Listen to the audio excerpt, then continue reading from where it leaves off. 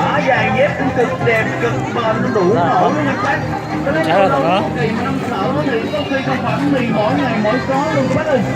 Ê, lựa đi mẹ ơi, lựa đi bác ơi, 100 rồi nữa, 100 luôn. Nó có tầm bình động cứ khác từ đi.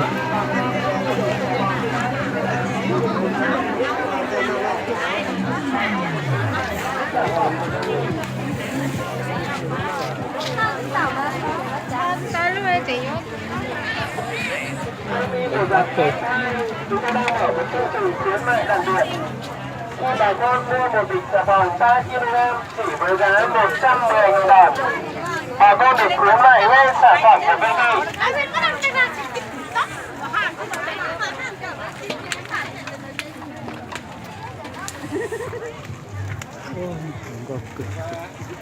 Công ty bột giặt uy thang, chúng tôi đang mở một chương trình khuyến mại đặc biệt.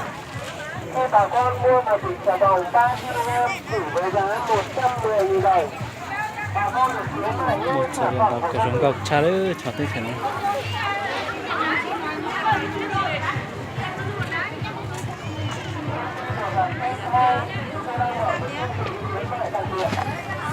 bà con mua một bịch xà phòng 3 kg chỉ với giá 110.000 đồng, bà con được khuyến mại ngay sản phẩm của công ty.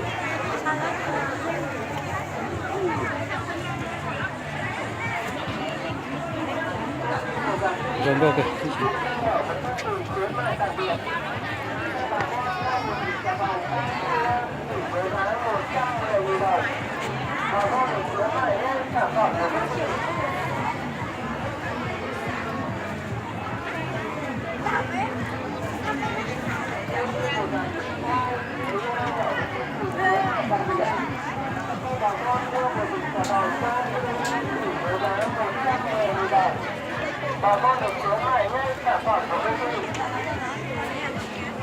Thế chờ tới chưa nó là gì cần có này cái tê sau đây cho lên tê sao tôi cả kia mà tôi tiếp chờ tới chưa nó để mua măng chung cần có để có tết cho nó tôi mua nó không có cần có đấy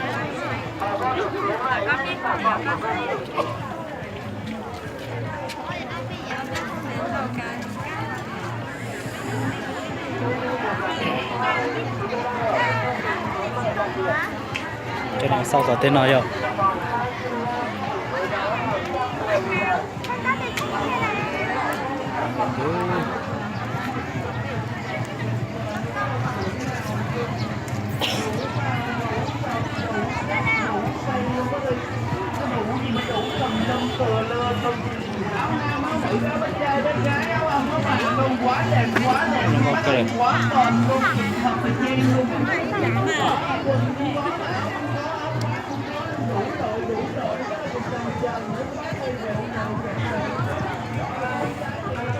chúng có cả cái tít ở đây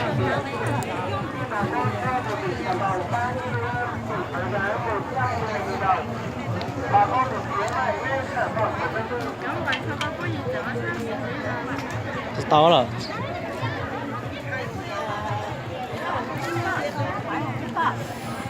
lấy tới chèn blon trong có cứ cho tới chèn blon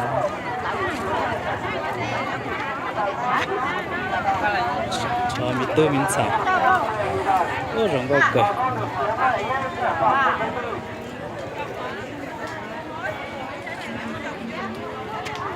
đây thì nhà mà họ tôi tới chợ tổ cho nó đấy món tàu kì không chỉ mong sơn cho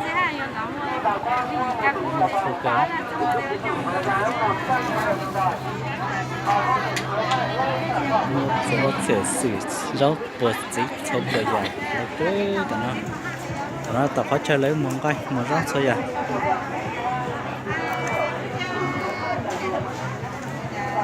nó giờ bên tới chợ Điện Biên thì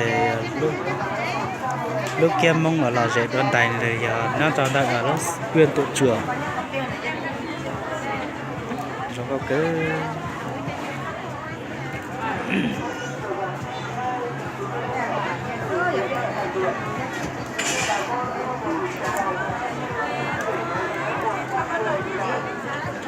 chỉ bỏ lòng cao mua lòng cao mà có cho nên một say ta chỉ mua lòng cao nó sao trả đấy sẽ không giờ sẽ cứ tưởng cho nó là lọc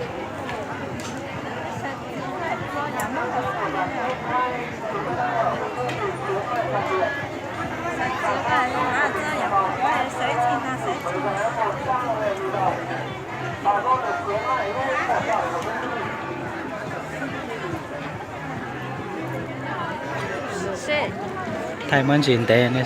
số này bắt sao cả tàn đấy vì muốn tao khó lò dễ hay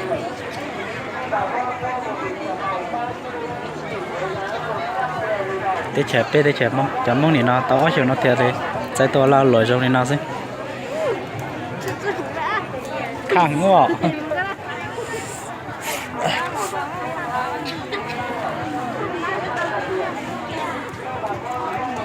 tao chỉ nói tao con nhà chạy thử chói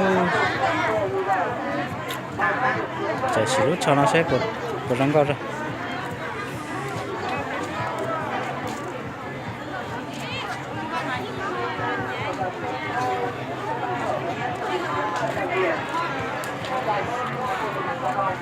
lúc chó chỉ khẳng này chút有去看的，这瞧看了，哪有看 cho 的？ nó khăn luôn à để cho nó khăn luôn à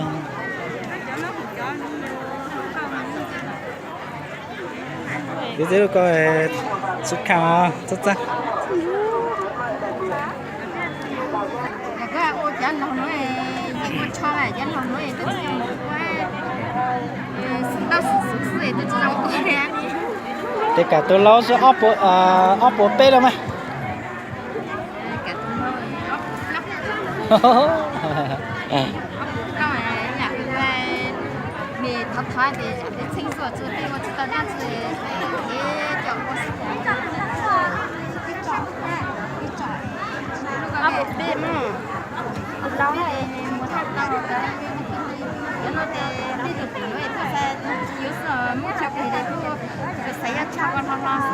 tôi thích lên tôi chỉ một nhà ấy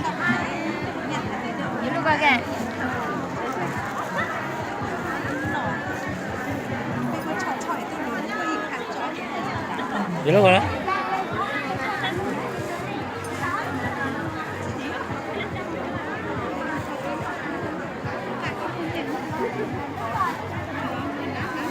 chỉ tôi là chỉ bùi rong